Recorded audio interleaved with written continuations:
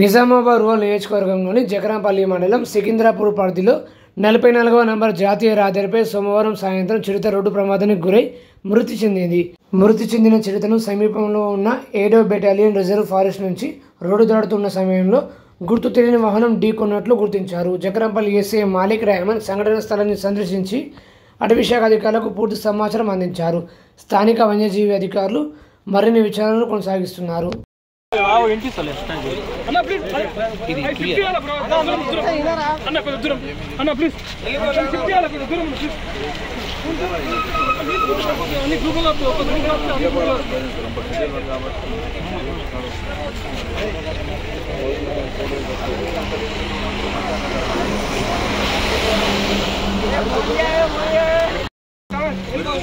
sir sir తీస్తున్నా sir light కొట్టరా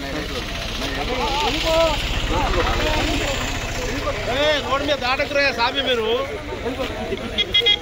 ఇట్లానే రోడ్ మీద దాటుతాం మళ్ళీ నడి రోడ్